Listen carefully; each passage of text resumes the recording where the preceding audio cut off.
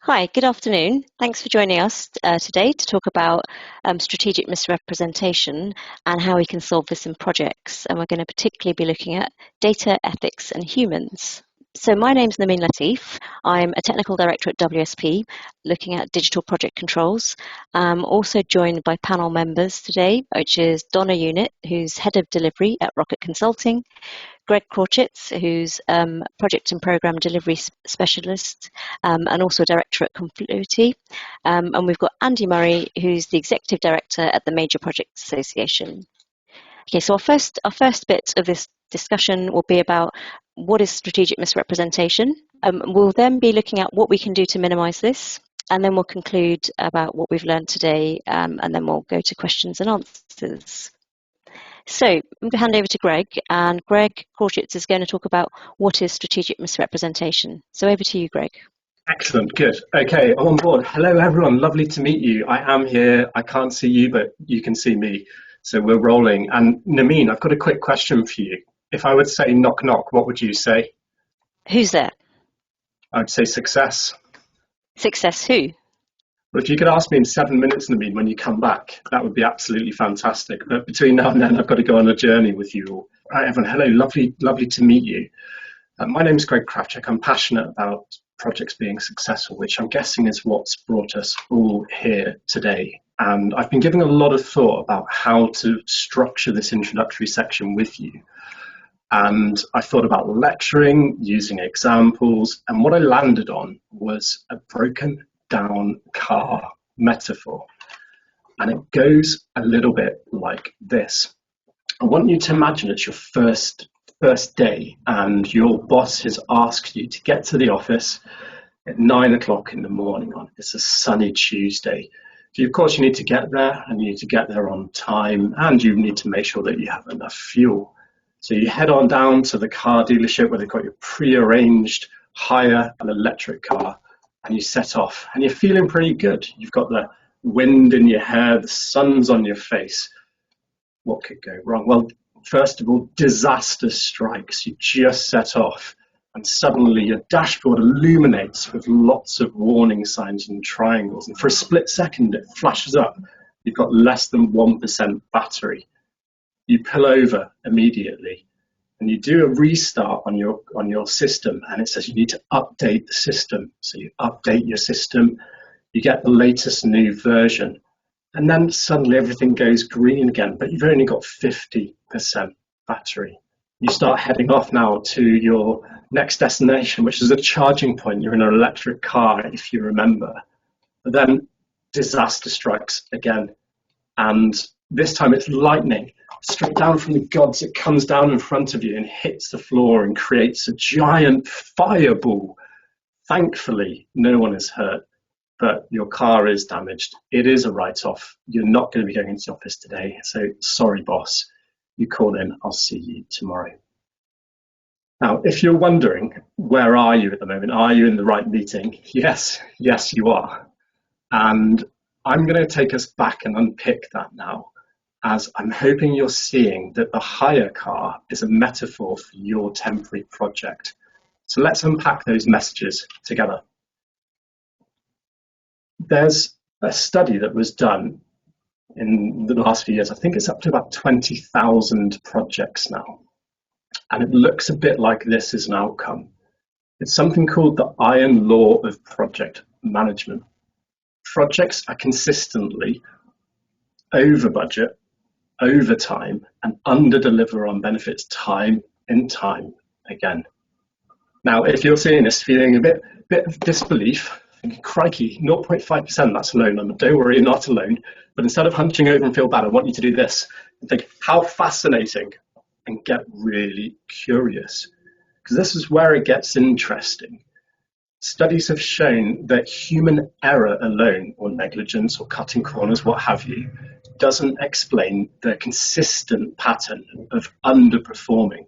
It's not overperforming, it's underperforming. How fascinating.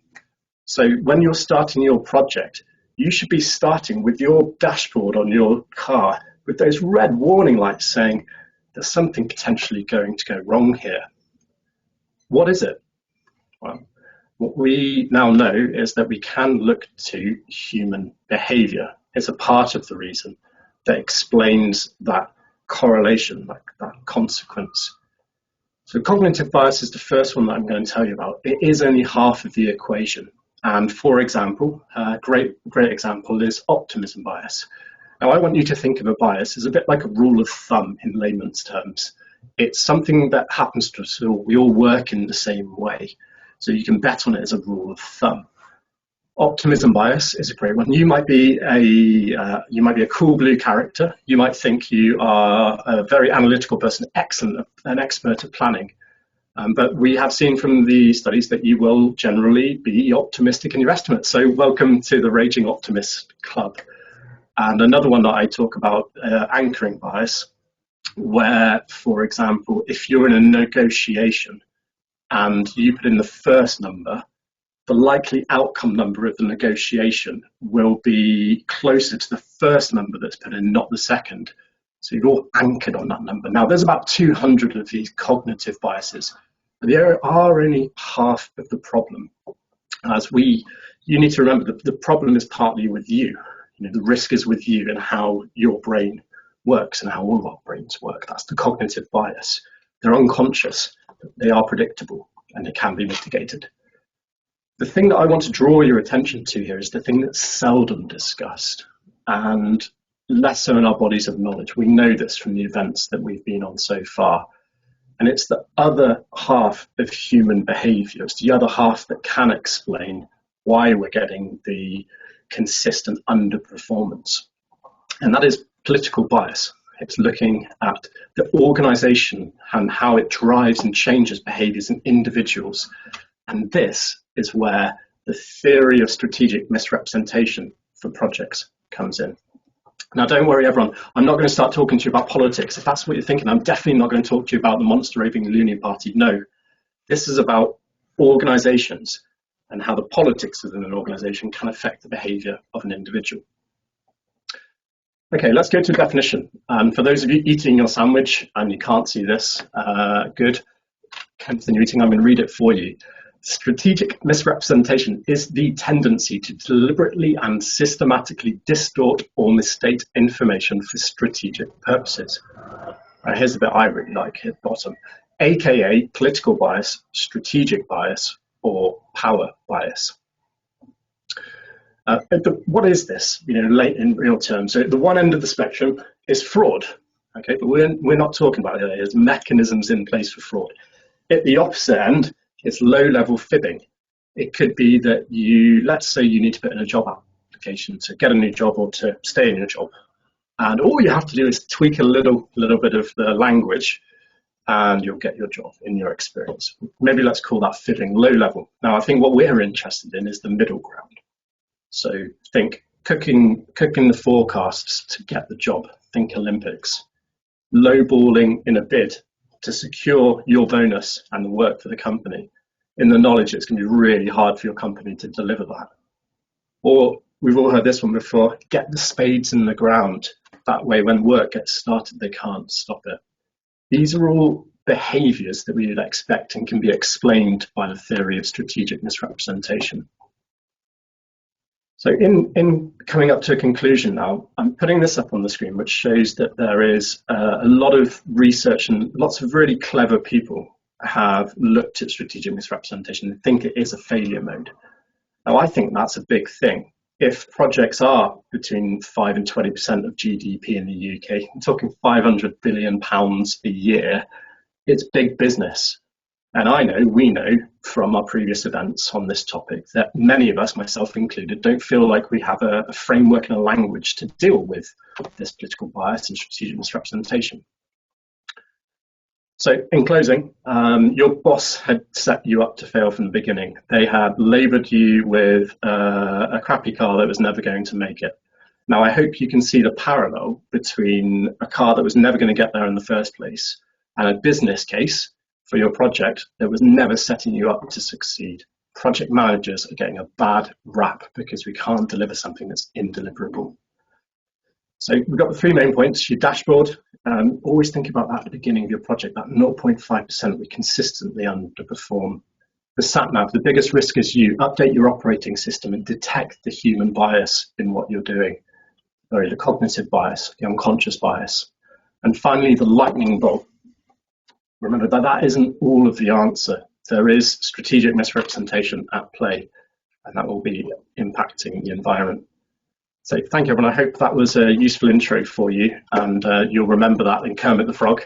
So at this point, I'm going to bring Nermeen back in, who I think we've got a couple of questions that we're going to go through now to try and bring you in to help us understand, have you seen strategic misrepresentation before, and how much? And this is really going to help us on our journey. So thank you, everyone. I'll be back again in a moment. Nermeen, would you like to join us on screen?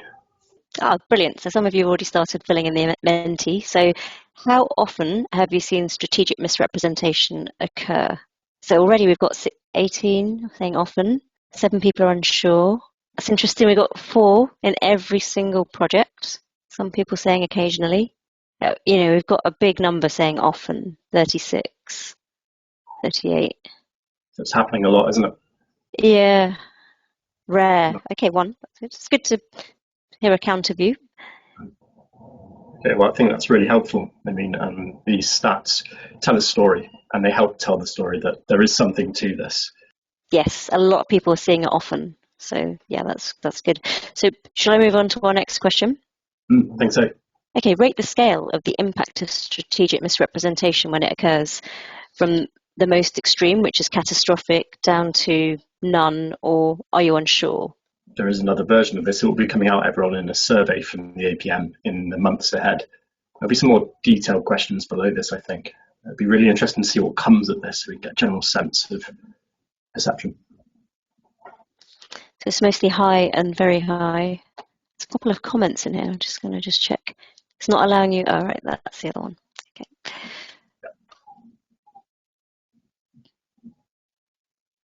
Well, it's definitely erring on one side of the spectrum, isn't it? I mean, yeah. There's one person said none, which hopefully that correlates with the same person that doesn't think this is a thing.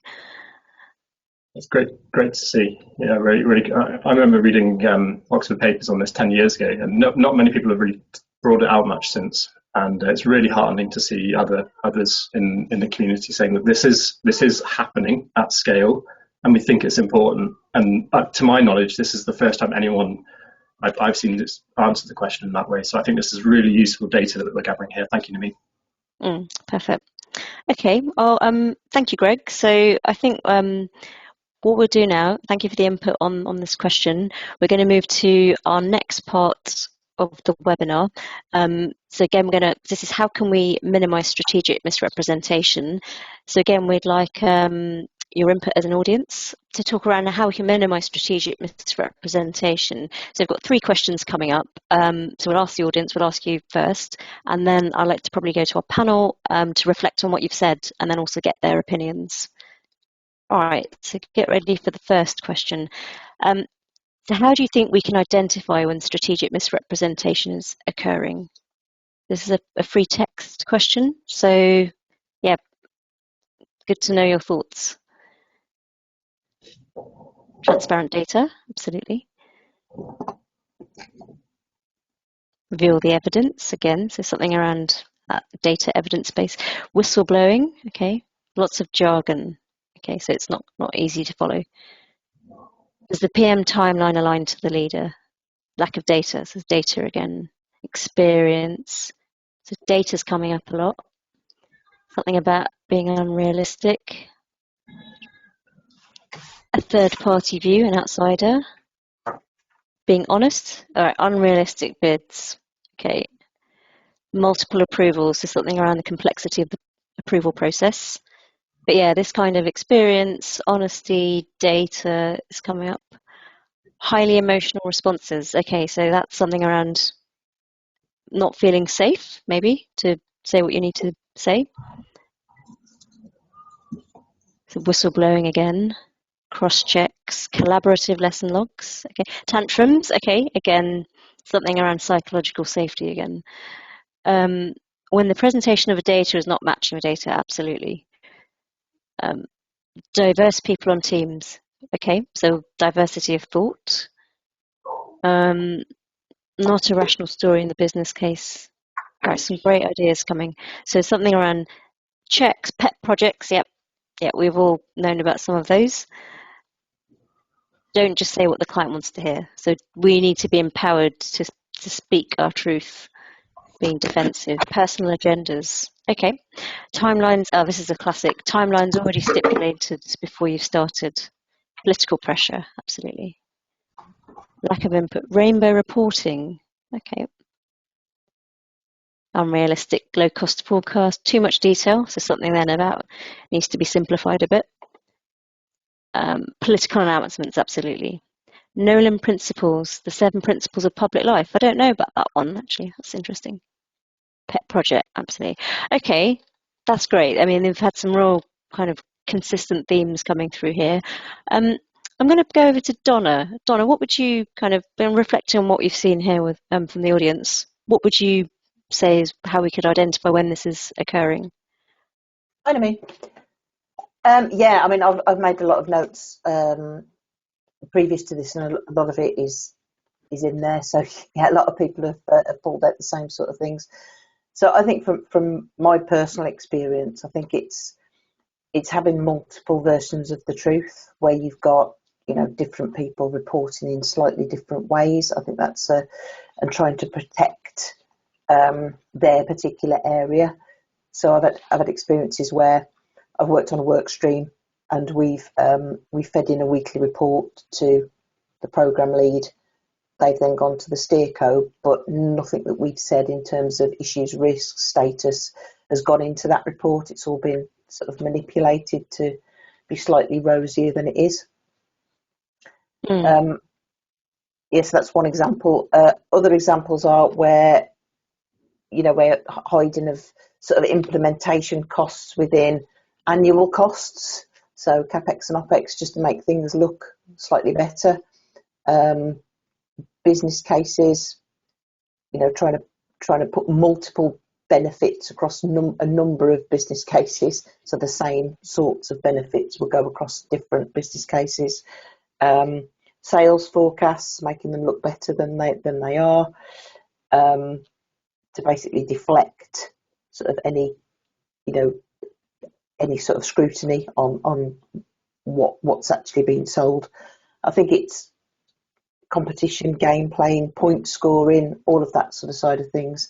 Pet projects in particular, I think, are a big thing, which have come out a couple of times, I think, from people where people have got, you know, a baby that they're trying to protect, or an area of power that they're trying to protect, and they will do anything to obviously hold on to that and manipulate the truth, etc. And also, you know, personal loss is obviously linked to that as well. They're scared of something being lost. Yeah, and in a lot of projects that I work on, you see changes in scope trying to be shoehorned in, badged as something else. I think it's all around sort of the human side and human behaviour. I think Greg mentioned earlier sort of optimism bias, where, you know, estimates are, you know, it'll be fine, it'll be all right, we'll get it done, etc. And then, you know, surprises happen later on. Yeah, I think those are the particular sort of areas that I see. So we could almost kind of gauge from how people are behaving on a project as to whether we think this might be occurring as well. Yeah, you know? Exactly. Yeah. You can definitely see patterns, I think, for particular people, and then often it doesn't get called out, does it? And that's I think part of the problem. Thank you. Okay, that's really, really helpful. Andy, what's your view on this? How we could represent, how we could identify when this is happening? Well, to say those responses you got from your question are fascinating. I was really fascinated with the poll earlier in terms of the number of people that put down often or all the time.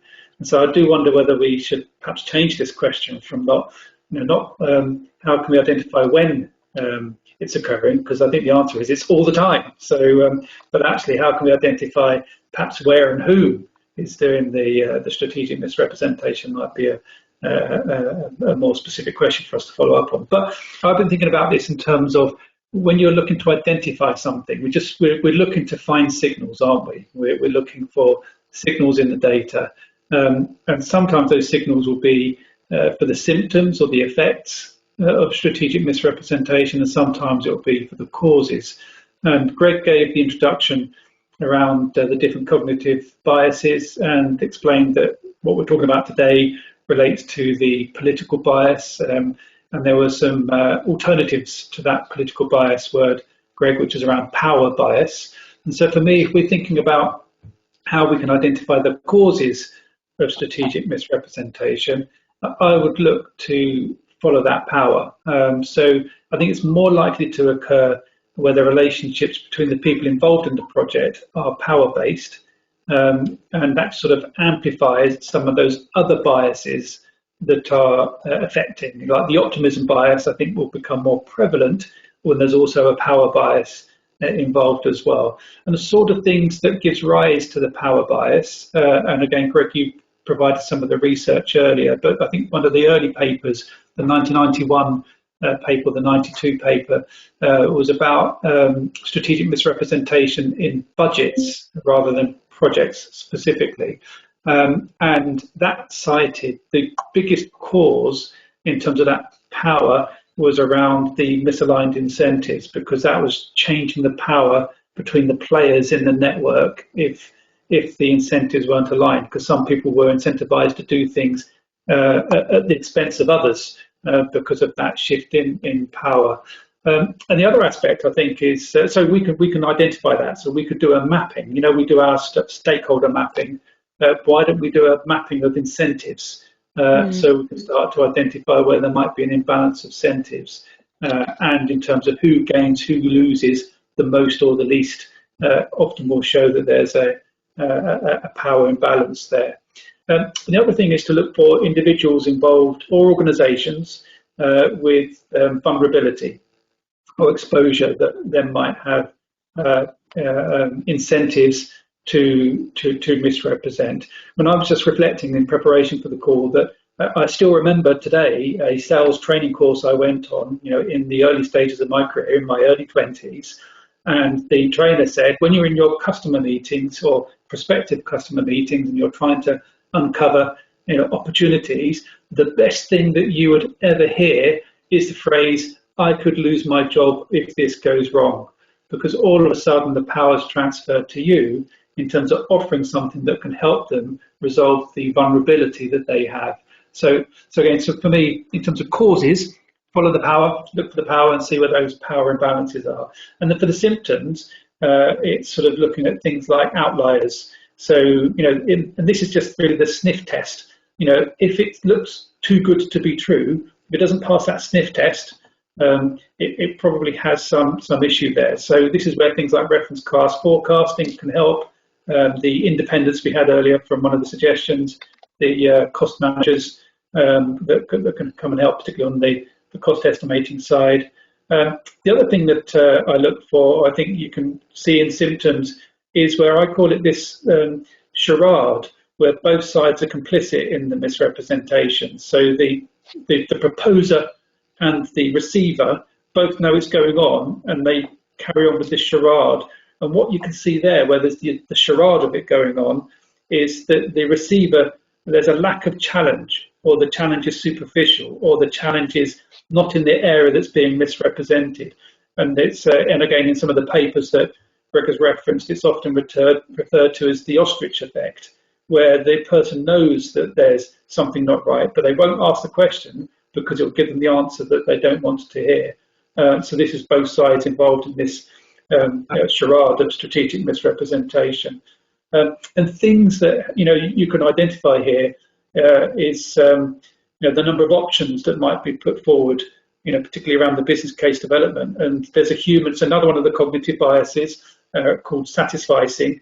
But basically, we'll often get locked onto the first option that we consider, and then we make every case possible for that first option. But again, that's another, if you like, if it was a game of poker, it'd be another tell that this project might be misrepresented because we haven't explored all the other options that could have been viable. And the other one to be looked for would be if you're seeing a pattern of advice being ignored, either through independent reports, whether that's external experts or middle management, then I think that's another option to identify when it's occurring. And there's some great case studies on this. So the Denver airport, there, in the reports that came from that, there's numerous examples of them ignoring advice from experts. And then the other one is the Boeing 737 Dreamliner, where they actually ignored all of the reports that are coming out of their middle management saying this can't be done. So they're my thoughts. So think about looking for the causes, look for the symptoms, follow the power, and look for things that don't pass that sniff test. Brilliant. Thank you so much, Andy. And Greg, what's your view on this one? Behaviours. That's what we really need to be looking at. Behaviours. And I say that because for me, when I look at this, I look at that scary, scarcely believable 0.5% figure and think how fascinating. And I looked past, well, it's not because I'm not doing my risks. It's not because I'm not doing my stakeholder engagement. That doesn't give me the correlation. It isn't giving me the answer. So we have to look to human behavior and biases and strategic misrepresentation. So Andy used the phrase, what are the causes? And I think it's the symptoms we're trying to identify here. And I'll give you a few examples. What I loved was from the comments is stinks. Well, it stinks like fish, I think someone said. Sums it up brilliantly. The sniff test. The stink test, yeah. And we need to come up with what the stink tests are, don't we? Andy's very eloquently articulated quite a few. Some to think of. I think Andy's mentioned, but are people locking in the budget and costs early? Are you doing proper options appraisal? And how do we identify them? I think there's some great ideas in there. I can see, Nermeen, you've done the fancy AI thing to group them, but I'm not going to elaborate on it anymore. I think there's some brilliant ideas on here, and Andy, Nermeen, and the rest of us who are volunteering in this space, I think we now have a great, how fascinating opportunity to pull some of this together and help us come up with a language. So that's my hope where we can take this next. Thank you.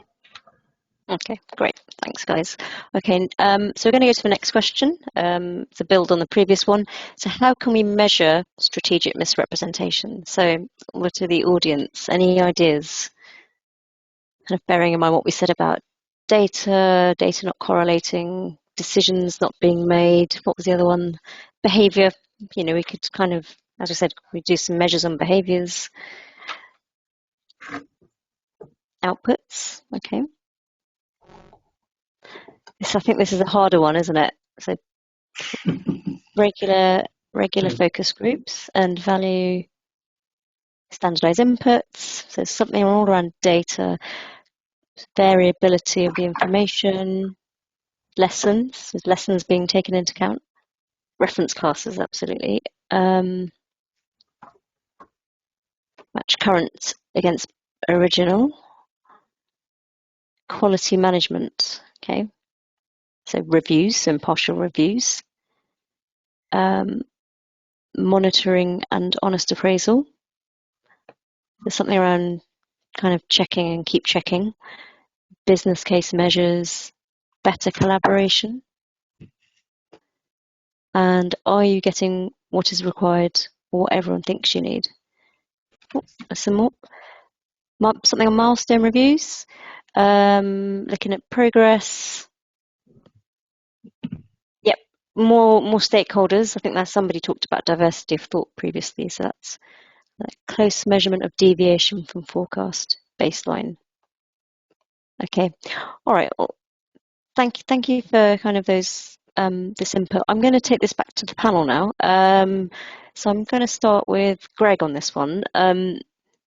So just kind of looking at what everyone's said for this. So there's lots on reviewing, and what do you think we could do to measure strategic misrepresentation? So, Nermeen, you asked me the question of what do I think about measurement, and I think it's the hardest one to respond to, and I think people probably struggled. So I'm bringing the perspective today of what I've been reading over the years and the previous events, and I'll dig into that briefly and bring that out to the fore. And what we discussed in event 2 a year ago, actually, was who's the most important person in the world of bias and strategic misrepresentation? Well, it's the sponsor. Right? They have an outsized influence from the perspective of organisational pressure. So if we look at it from their angle, what should they be looking for? Well, I think with them, they're really looking for the project manager in the supply chain to be demonstrating the right behaviours. So this may be where the likes of AI can really come in and help us, but there's a key here, which is that we need transparency. We need a culture of truth and transparency so that we can see the data and look for patterns. And I think that was coming out. So that for me is almost the most important solution that we'll come to. And by the way, we did come out with this time last year a rough framework of 5 ideas for what you could do. And I think Andy, Nermeen and Donna, we need to take that forward and formalise it a bit more. One of them is truth. That's absolutely fundamental.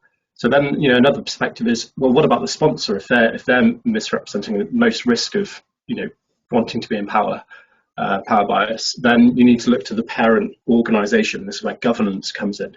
So what should the parent organisation be looking for in the sponsors? Is there evidence of people locking in ideas early? In previous events, people threw this around. They said we should have govometer tests to measure optimism bias, and if it's excessive, that's something. I think a deceptionometer, as people fridge the data, whatever that means, and no surprises-ometer.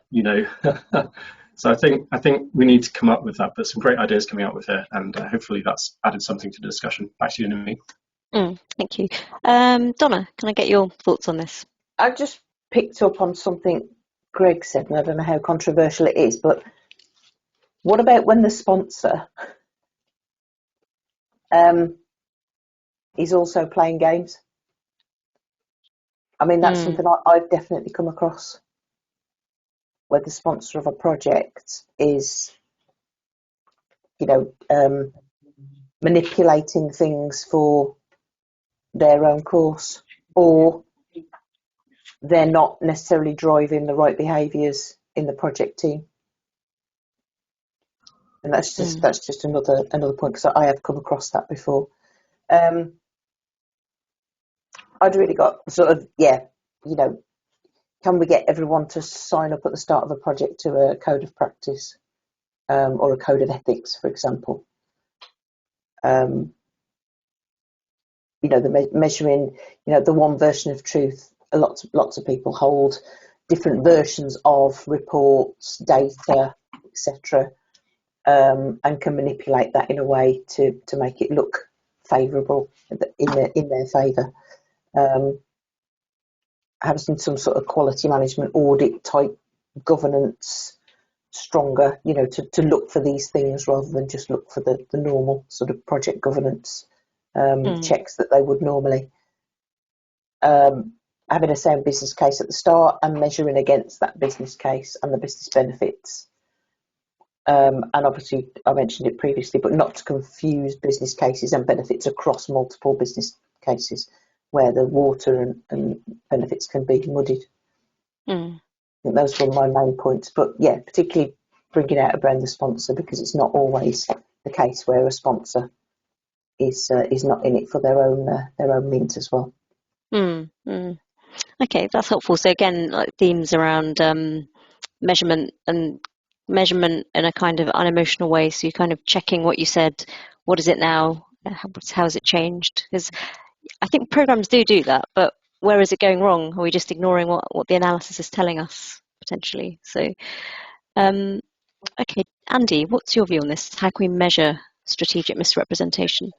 Yeah, I guess the key thing is what we're measuring. Are we measuring how often it's taking place, or the frequency of it, or do we want to measure the impact of it in terms of the negative consequences? And we probably want to look to measure both of those.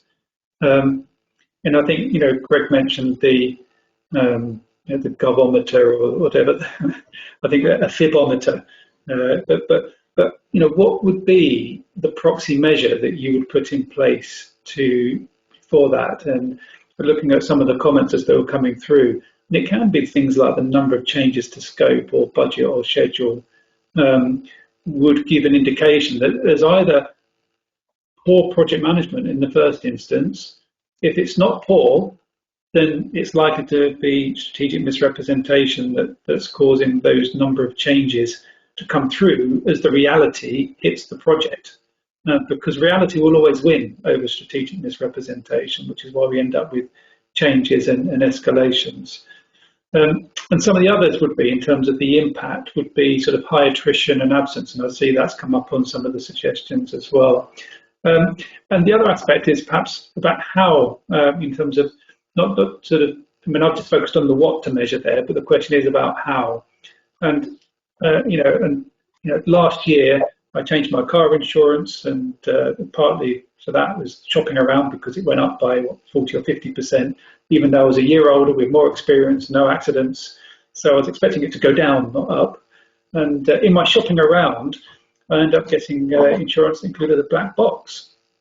Now, that means the insurer has more confidence in what they're insuring, because there's transparency in terms of my driving performance. And perhaps that's something that we could think about in terms of how to measure strategic misrepresentation. If there was greater transparency on aspects of our projects, then we know that the truth will always out, and therefore we're more likely to have less or fewer incidents of strategic misrepresentation. So I think of the three questions that we've been posed for this session today, this is definitely the hardest one, because what is it we're measuring? We're likely to be measuring proxy data to synthesize that strategic misrepresentation is taking place, or there's an impact of it. Thank you. Thank you. Yeah.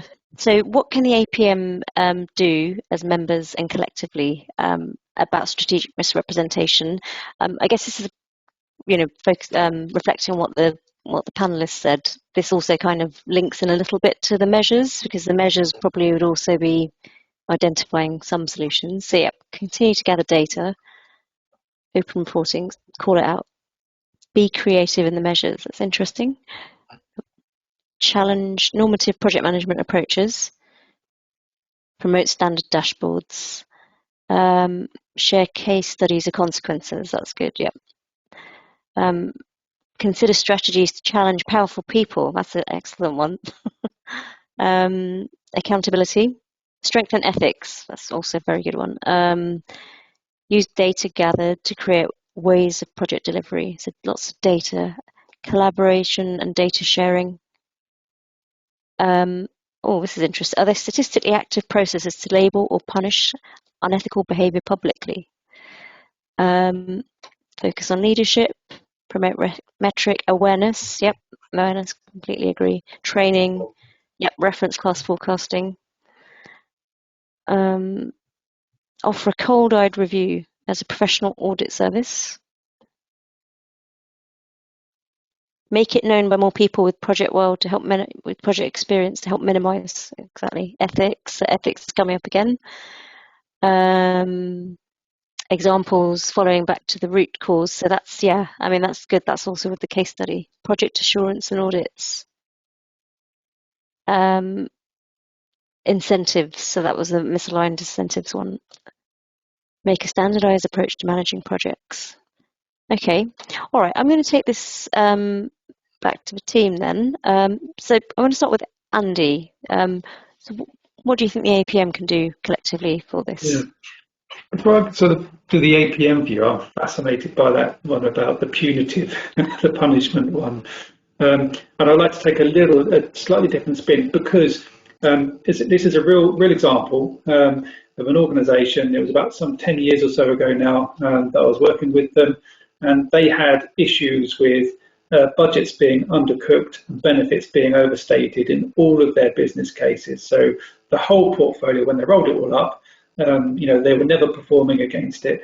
All the deep dive reviews of, should we improve our risk management? Should we improve our estimating and forecasting? And it wasn't poor project management. It was being gamed at the point of getting investment decision. And so one of the things they did is say, even though these assets, it was an asset-based organisation, might take 10 years from initial idea through to construction into service, where they could then get some cost-benefit analysis performed, the project management framework was put in place so that whoever was proposing it, so the sponsor in Donna's terms earlier, or the lead project person or the lead engineer, the cost benefits ratio and the details that supported it at final investment decision went on their personnel record. And no matter what happened to it, their personnel record would be updated with the actual cost benefits, the actual timescale, and the actual details of the project data on completion post project. And it would just be noted what the variations were. And a few things happened with that organisation. The first one was that the next round of business cases that went in, there was a massive drop on the cost benefit ratio of the portfolio. So basically they got more realistic. There was an extension in terms of how long it was likely to deliver those projects. Again, it got more realistic. And the other aspect is that succession planning was done in a far more considered way. So people were realising that even if they left the project part way through, it would still be on their personnel record in terms of the performance of it. So that's one really good example of an organisation that actually did have a change in, we didn't call it strategic misrepresentation, then we just called it gaming. But the gaming that went on investment decisions was changed because they said it's going to go on your personnel record. So be prepared to be held to account in 10, 15 years' time because it will come back.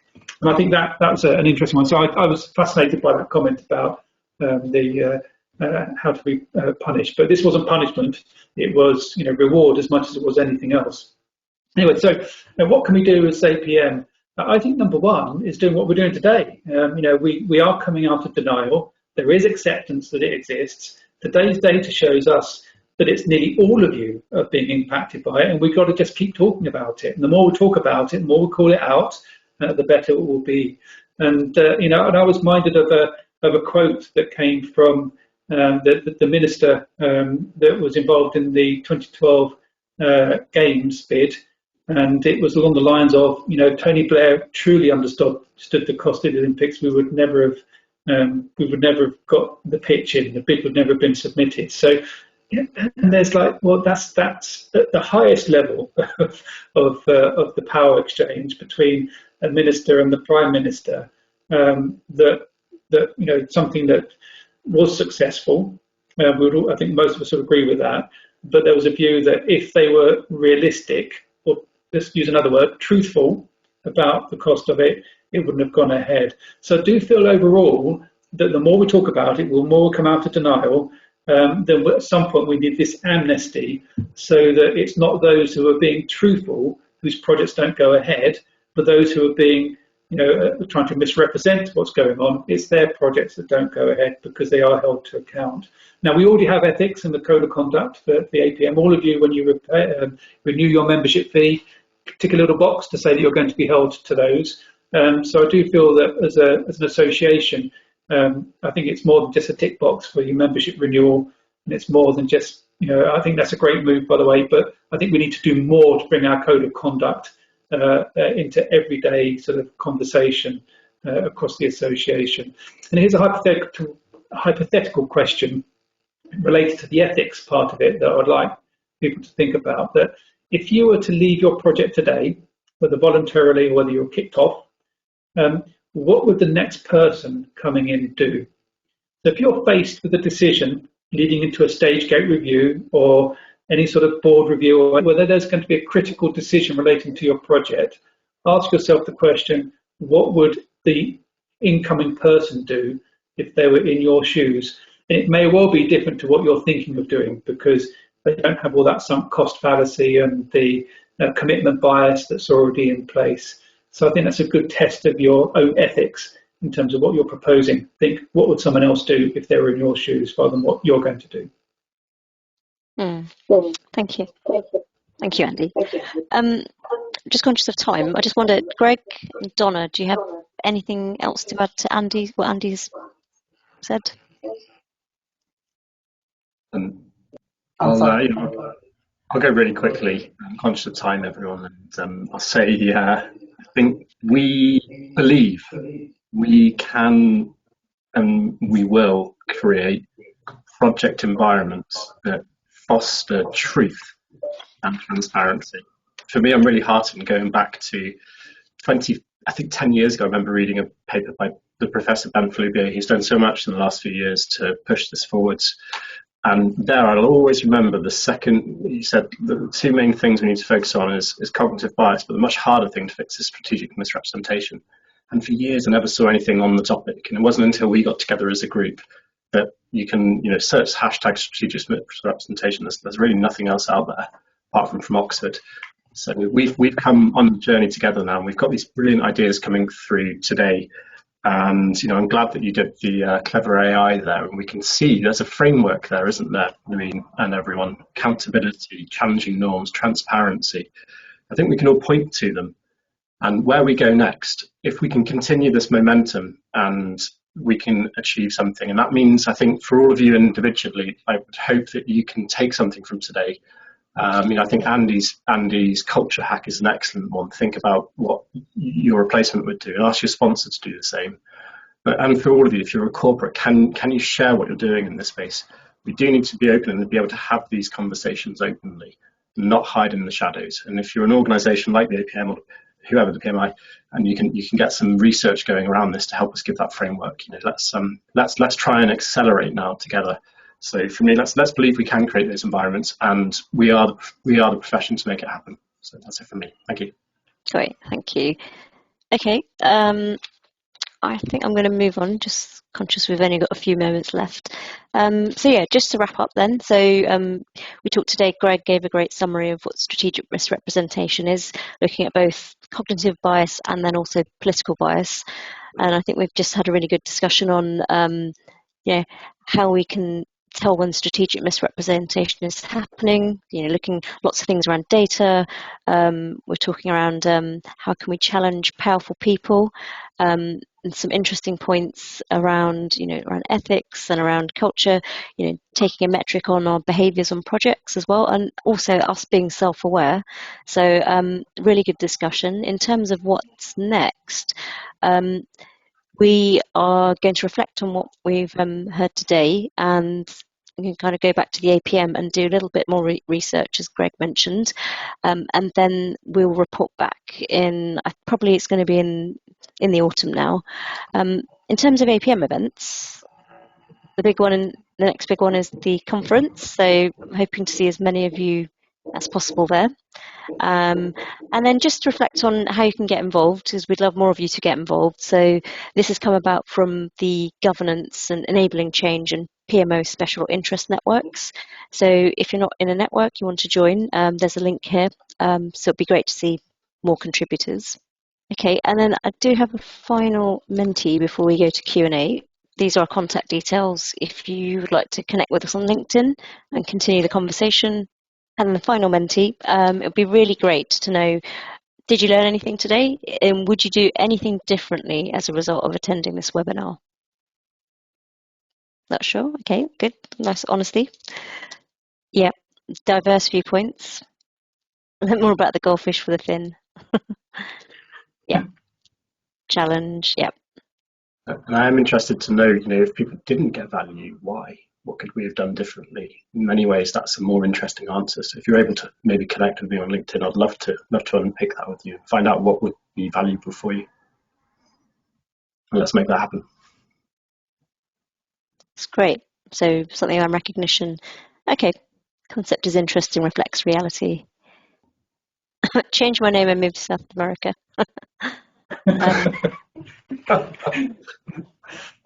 That and stinky fish, I think, are my takeaways from today. All right. Well, that's great. So just this poll will stay open, so keep the comments coming. I think, have we got a question? So with regard to misrepresentation, can you hypothesize what may have happened with HS2? Was it political or was it good intentions? Who'd like to take that? Yes, it's a heavy question. I think the reviews are still in flight in terms of what's going on. My organisation, the Major Project Association, we held a dinner with chief executives of quite a number of the organisations involved and some of the individuals involved right at the beginning when the idea first was raised about a high-speed rail project. So I think it's too soon in some respects to sort of cite some of the findings from that, but they will be published. But there is an element of, we talked earlier about the different biases, and I think there were some biases in terms of a bias for high speed, you could argue, a bias for how the project was sequenced in terms of the different parts, and also in favour of other projects. But I also think we need to look at for this particular project what has been achieved. I think with a bit like with the 2012 games, and Crossrail and some other big projects, there's been some fantastic achievements with Crossrail, with High Speed 2, and I think we need to wait for the full project to be delivered, and then take all of the key learnings from it, both positively and negatively, in terms of some of the issues that we know are coming out. Okay. Apologies if that was a bit of a non-answer. Yeah, can I just respond to that very briefly? Yeah. I'm going to be bullish here and say there's 20 years of research that is telling us that political bias would have been happening. Strategic misrepresentation was happening and still is. And it's a question of how much and to what extent, which is what we're trying to discuss today. Where was it on that spectrum between fibbing and was it negligence? So I'm not suggesting in any way that it was, but I think the question was what was happening, and it's for all of us to remember that it is happening, and we need to be open to learning and exploring and being curious around that. Clearly, if it is interception, negligence, that's a whole different ballgame.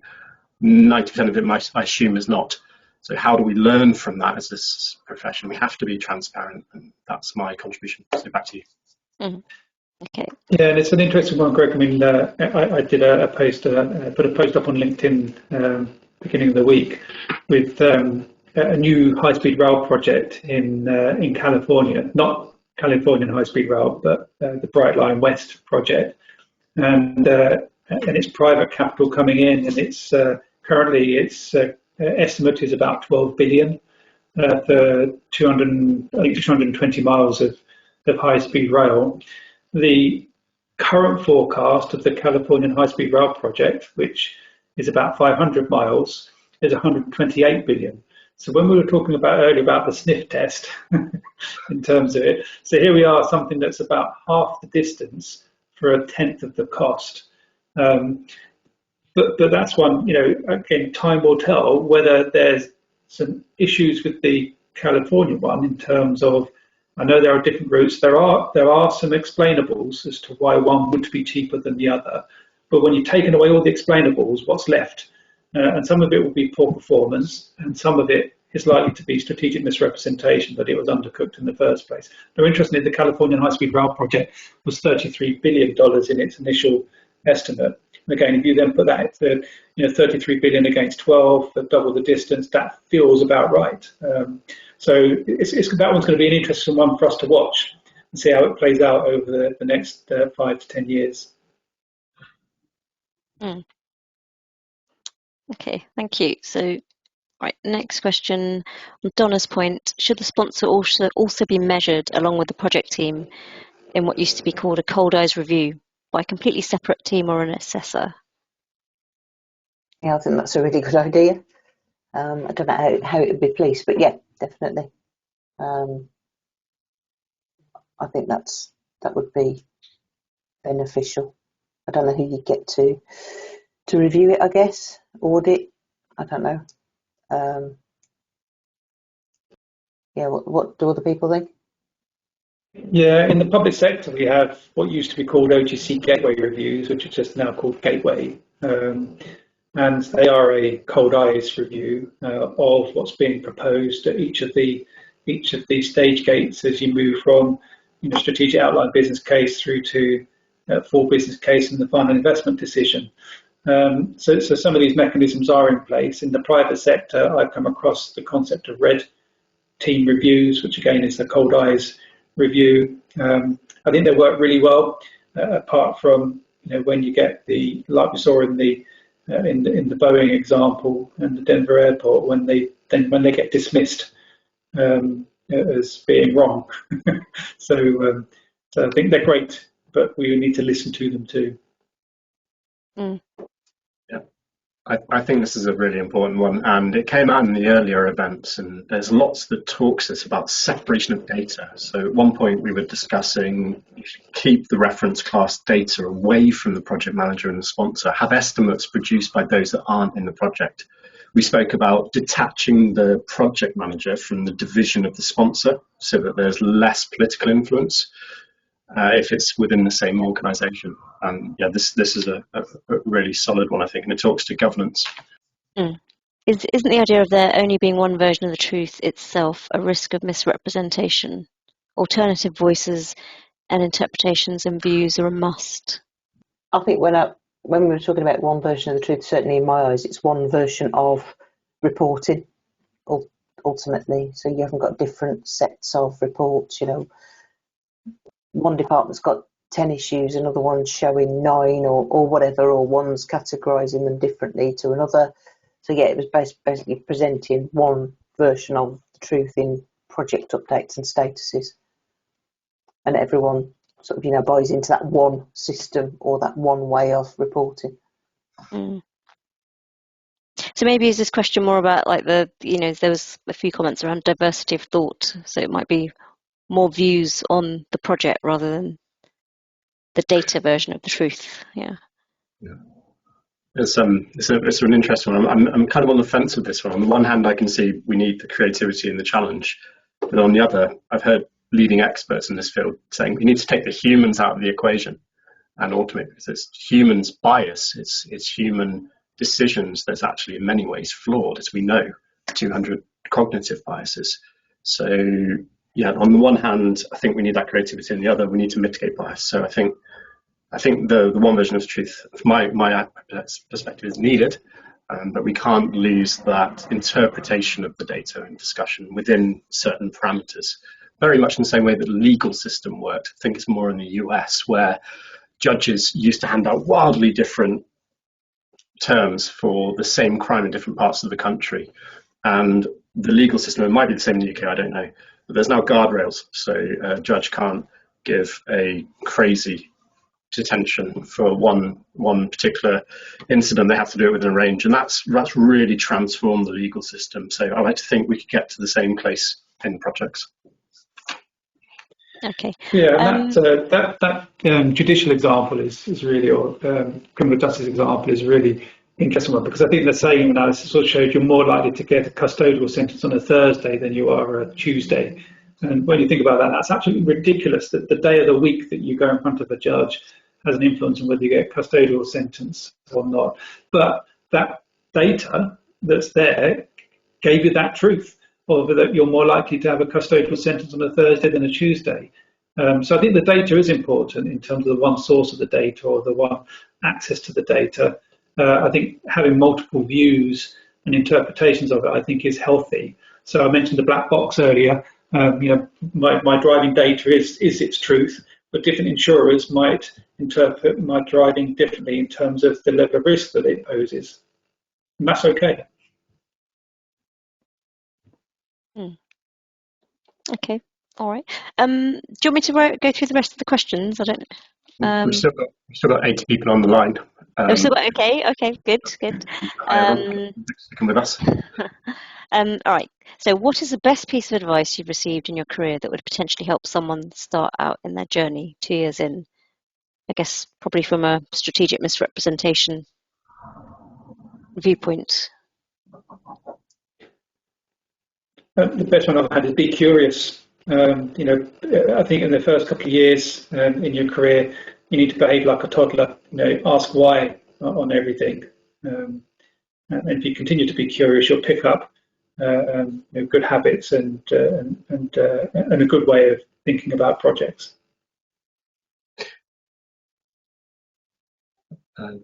I'll throw in and say, when the proverbial hits the fan, as it will, rather than worrying and oh Christ, what's going on is terrible. Instead, go how fascinating, and get curious. So yeah, adding to Andy's point. Yeah, I agree. I'd just say, learn from other people, not just one person. If you've got a mentor, for example, don't just learn from that one person. Try and pick up things from a number of other people as well. Mm-hmm. Great, thank you. Okay, I'm going to move to the next one. Do you think it's easy to identify poor project management versus strategic misrepresentation? Is poor project management the first cop-out?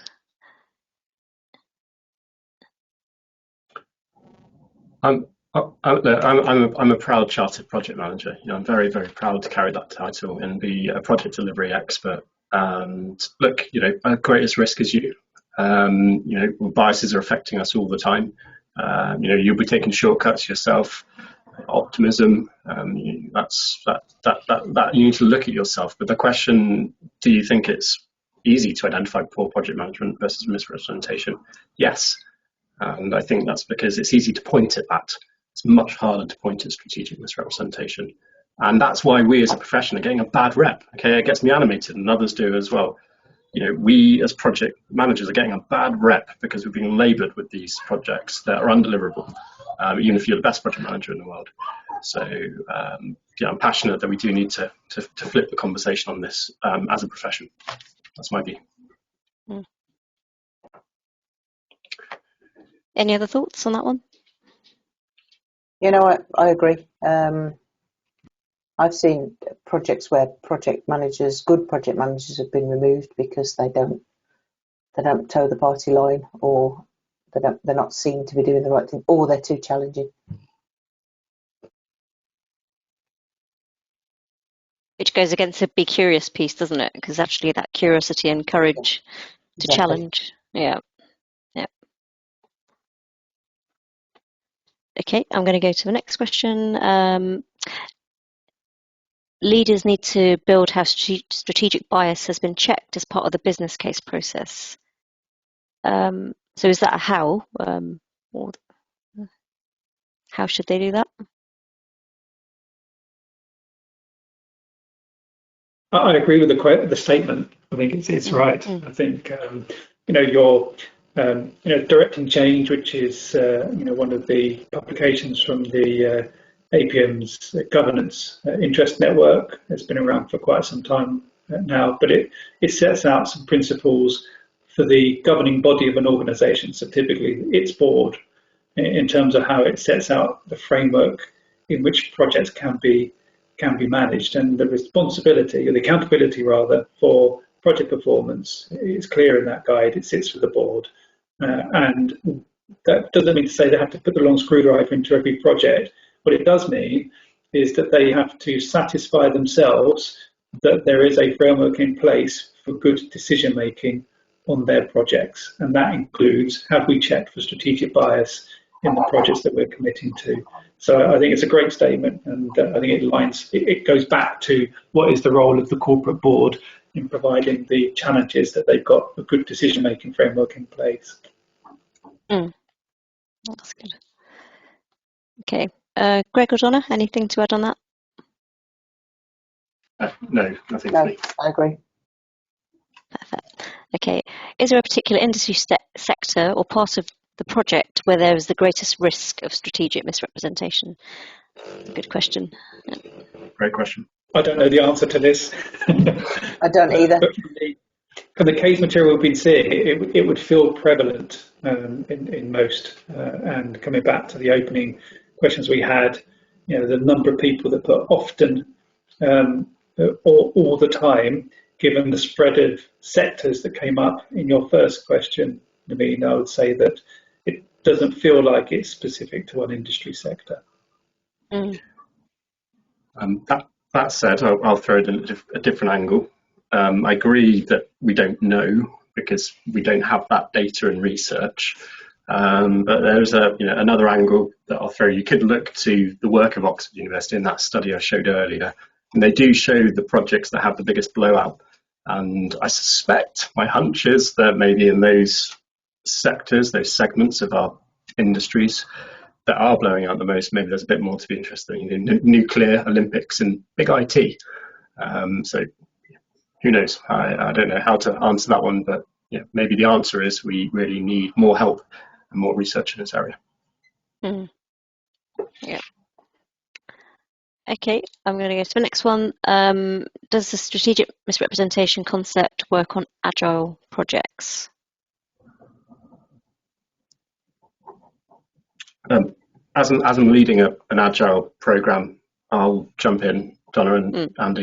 I'll go. So yes, if we look at the 120 agile methodologies that are out there, Scrum's quite commonly aligned to agile, even though it came before the manifesto.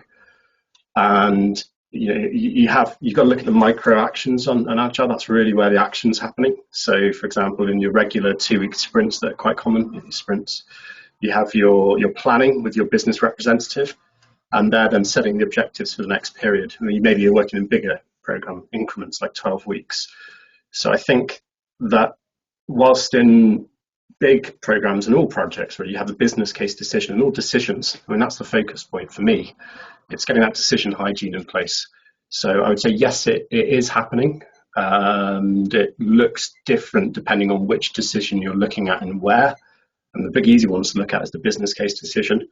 The behaviours I think we need to look for when we get down into those smaller decisions, the more frequent ones, and they may be more difficult to spot, maybe they're more easy, I'm not sure. But yes, for me, the answer is it lays in decisions. Okay, great, thank you. Just read the National Audit Office report on universal credit. I think the answer to that is yes. I'll have a look. Okay, I'm going to move on. Should there be any consequences for individuals who are guilty of strategic misrepresentation? Oh, serial offenders. Any thoughts? Yeah, What comes back to that example? Go on, Donna. I was going to say, how do we police it? That's the whole thing. Yeah, it's what controls you put in place, but then how do you police it, and then how do you what sanctions do you put on them? I don't know. Well, that example I gave of the organisation that was putting the performance on their personnel record, the implication there is that it would affect future promotion or allocation to projects, or if you're the sponsor, the likelihood of you getting the funds for your portfolio. So there was implied consequences in that one, and it changed the behaviour. As I said, overnight, in the next round of submissions, all of the costs went up, all of the durations went out, and the benefits came down in all of the submissions. So they just all became more realistic because they knew that they were going to be judged afterwards.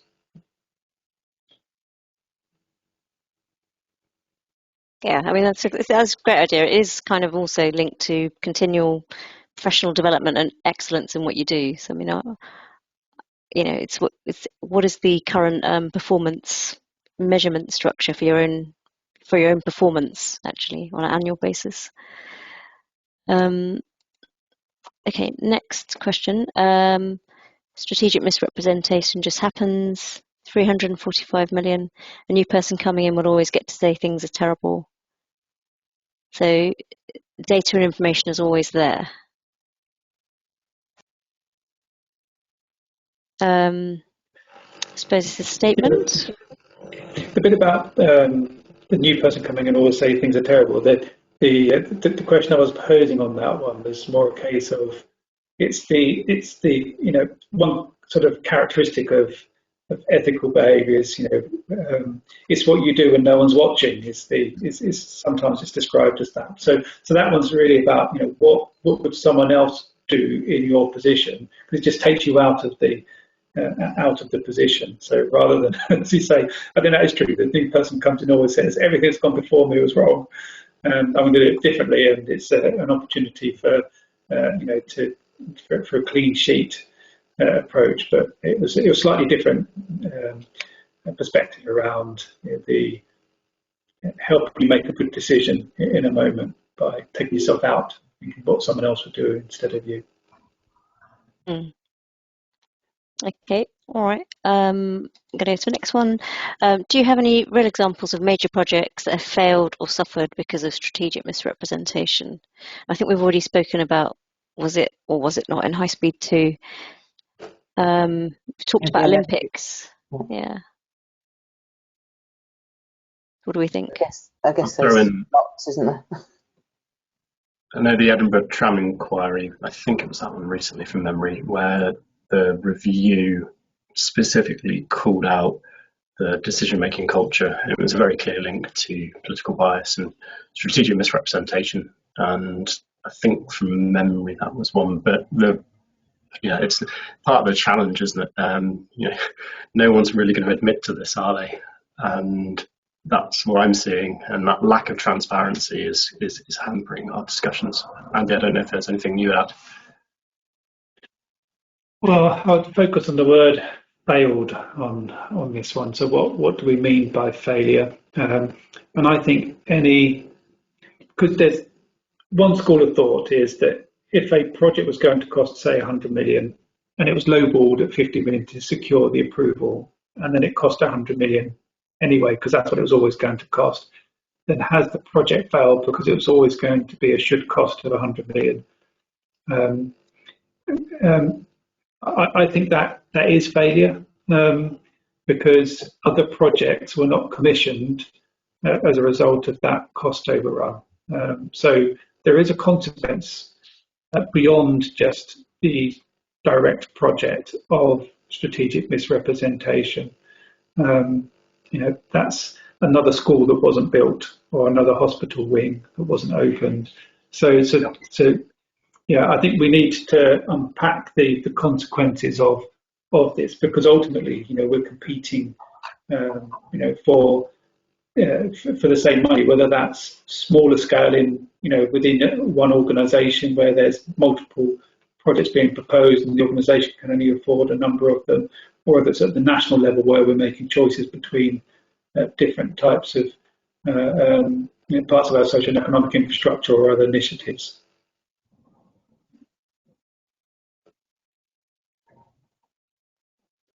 Okay. All right, thank you. So I'm going to move on. Hypothetical question. You are a member of Association of Project Management and you discover misrepresentation of the highest order. You will get fired if you tell. Do you tell or keep quiet?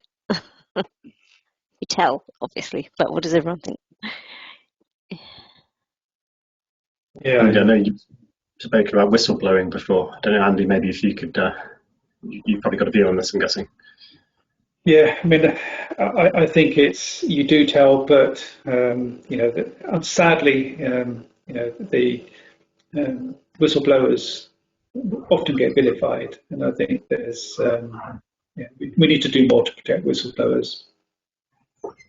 Is my view, and I think that's something perhaps the APM can help with. Like setting up a system to broker it. That's an idea. Yeah, I think we've done it all. Okay. Is there anything else from anyone else then, in that case? Only to observe, there's still 50 people on the call, so yeah, thank you again for staying with us, and we're hopefully going to take this forward as a group and get some support from the APM to invest and do more investigation around this, but we all need to do that together. So I think if anyone's really interested in the topic, reach out to one of us.